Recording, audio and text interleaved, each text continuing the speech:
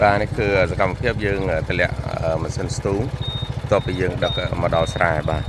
ឡូវក្រុមការងារយើងកំពុងតែធ្វើការតលាក់ហើយនេះស្រែសន្ទុះរបស់យើងមកស្ទូងបន្ទាប់ពីធ្វើដីបានទុក2ថ្ងៃស្អាតបងប្អូនហើយខាងរៀបស្មារតែម្ដងបាទឡើងស្មារអញ្ចឹងបានយើងស្រួលស្ទូងបាទហើយអត់មានស្មារអត់មានអីទេយើងអត់ចាំបាច់ប្រាស់នៅស្មារទេបាទឥឡូវក្រុមការងារយើងកំពុងតលាក់ហើយមកចុះត្រង់មកបានហើយត្រង់បាទបាទយើងធ្វើលំអប៉ុណ្ណេះសណ្ដោងប៉ុណ្ណេះស្រួលមកមែនទែនបាទក្នុងលំអនោះយើងដឹកសណាលំអមួយនេះគឺយើងដឹកម៉ាស៊ីនបាទមានឈុតមកប៉ុណ្ណេះមកយើងប្រកបអាជីវកម្មស្ទូងបានណាបងប្អូនតើស្ទូងមកស្រួលមកតែម្ដងបាទមកប៉ុណ្ណេះបាទហើយមើលសណាគឺយើងធ្វើបានល្អមែនទែនបាទនេះគឺក្រុមការងាររបស់ខាងសហគមន៍ជលីអភិវឌ្ឍតែស្ថិតនៅភូមិជលីឃុំជលីស្រុកបាត់ភេខេត្តកំពង់ចាមបាទគាត់យកមកនេះគឺដើម្បីស្ទូងឲ្យសមាជិកសហគមន៍របស់គាត់តែម្ដងបាទគឺស្ទូងបានច្រើននៅវគ្គនេះធ្វើជាង30ហិកតាគឺធ្វើអត់តាន់ស្ទូងអត់តាន់បងប្អូននៅក្បែរនឹងគាត់ហៅស្ទូងចោលប៉ុន្តែដោយសារម៉ាស៊ីនគាត់មានតែមួយគ្រឿងគាត់ធ្វើអត់តាន់អញ្ចឹង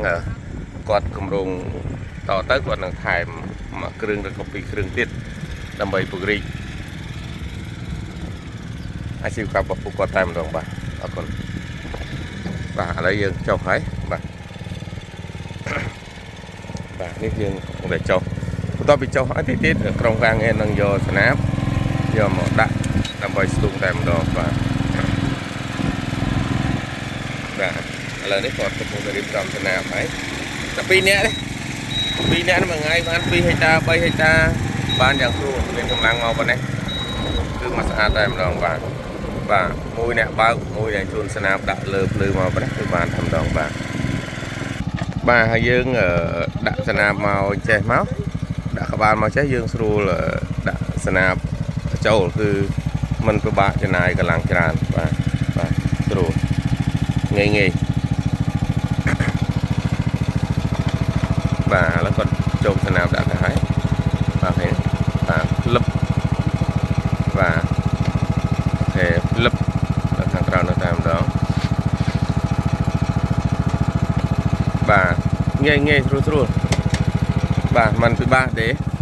បងប្អូនខ្លះឲ្យគិតថាស្ទូងគឺពិបាកប៉ុន្តែតាមបច្ចេកទេសថ្មីនិងបែបបទថ្មីនេះมันធ្វើឲ្យបងប្អូនពិបាកដោយការគិតនោះទេបាទគឺងាយស្រួលមែនតើ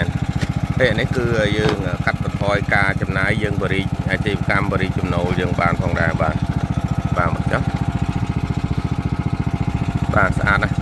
អានេះបកក6ជួរ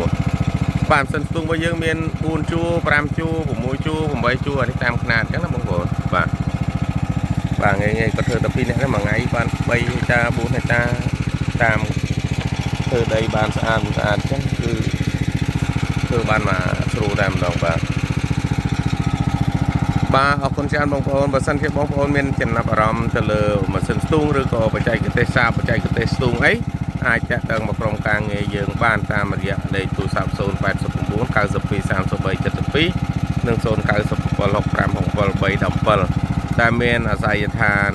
នៅផ្លូវជាតិលេខ 6A នៅម្ដុំខ្នល់កែងបកគោលគីឡូលេខ48នេះតែម្ដងបាទ